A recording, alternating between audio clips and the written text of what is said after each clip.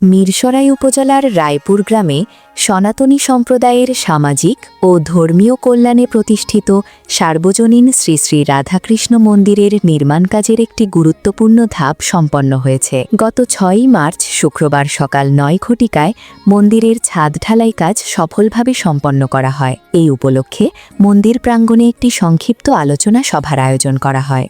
সভায় সভাপতিত্ব করেন মন্দির কার্যনির্বাহী কমিটির সভাপতি শচীন্দ্র কুমার নাথ এবং সঞ্চালনা করেন কার্যকারী সভাপতি সুমন চন্দ্র নাথ। শ্রী শ্রী সার্বজনীন শ্রী শ্রী রাধাকৃষ্ণ মন্দিরে ছাদ ঢালাই কাজ চলিতেছে।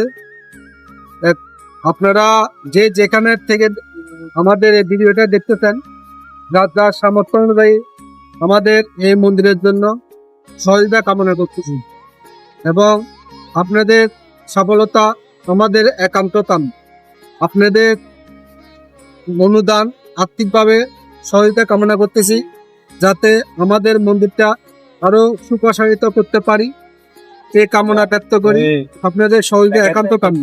এই সময় উপস্থিত ছিলেন মিরসরাই পূজা উদযাপন পরিষদের আহ্বায়ক অনির্বাণ চৌধুরী রাজীব, অ্যাডভোকেট স্বপন কুমার নাথ, অ্যাডভোকেট শিমুল নাথ, মাস্টার প্রণব নাথ, মাস্টার রতন দাস, কানাইলাল বোস, পল্লব বৈদ্য, দৈনিক জনকণ্ঠ ও গ্লোবাল টেলিভিশনের প্রতিনিধি রাজীব মজুমদার, ডাক্তার রাজীব সহ মন্দির কমিটির বিভিন্ন নেতৃবৃন্দ।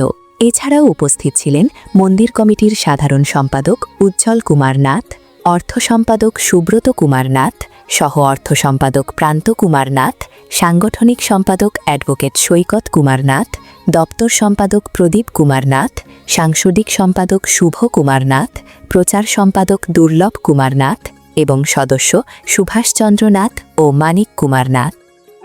আমাদের সার্বজনীন শ্রী শ্রী রাধাকৃষ্ণ মন্দিরের ঠাকুরের কৃপায় আজকে ছাদ ঢালাই কাজ চলছে।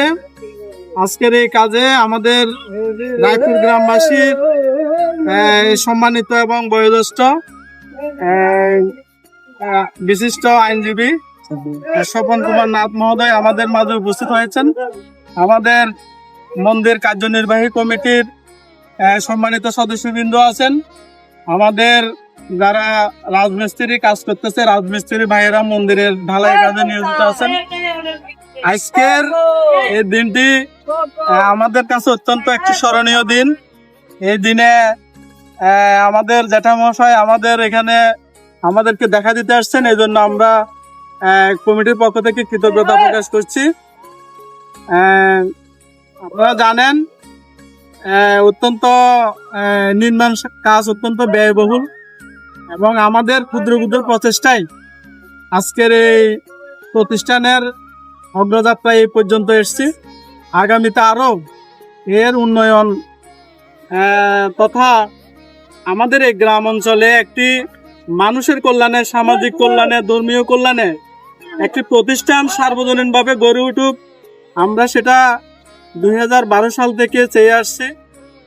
অনেক রকম কথাবার্তা আছে, ইতিহাস আছে, আমাদের গ্রামের ঐতিহ্য আছে এবং এক সময়ের আমাদের গ্রামের যারা ধর্মীয় কীর্তন করতেন তারা অত্র সোসাইটিতে গিয়ে কীর্তন, গীতাপাঠ এগুলো প্রচার প্রসার করেছেন।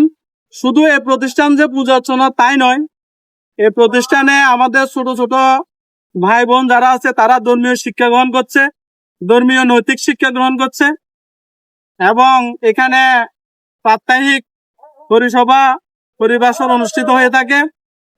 তো আমরা ছোটবেলায় কিন্তু ধর্মীয় নৈতিক শিক্ষা গ্রহণ করতে পারিনি।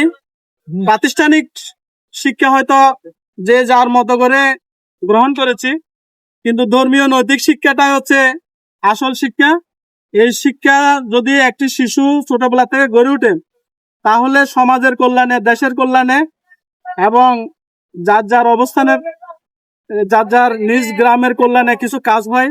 অনুষ্ঠানে বক্তারা বলেন, রায়পুর গ্রামের সনাতনী গ্রামবাসীর সামাজিক ও ধর্মীয় কল্যাণে প্রতিষ্ঠিত এই মন্দিরের উন্নয়ন কাজের প্রথম ধাপ হিসেবে ছাদ ঢালাই সম্পন্ন হয়েছে।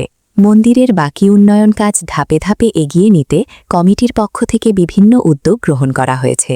বক্তারা সমাজের বিত্তবান ও স্বধর্মপ্রেমী ভক্তদের প্রতি আহ্বান জানিয়ে বলেন, সার্বজনীন শ্রী শ্রী রাধাকৃষ্ণ মন্দিরের উন্নয়ন ও নির্মাণ কাজ সম্পন্ন করতে সকলের আর্থিক সহযোগিতা প্রয়োজন। তাই মন্দির নির্মাণের এই মহতী উদ্যোগে এগিয়ে এসে সহযোগিতার হাত বাড়িয়ে দিতে সকলের প্রতি আহ্বান জানান আয়োজকরা। এভাবেই এগিয়ে চলছে রায়পুর গ্রামের সার্বজনীন শ্রী শ্রী রাধাকৃষ্ণ মন্দির নির্মাণের কাজ। দুর্লভ নাথের পাঠানো তথ্যচিত্রে সত্য সনাতন টিভি, রায়পুর, মিরসরাই, চট্টগ্রাম।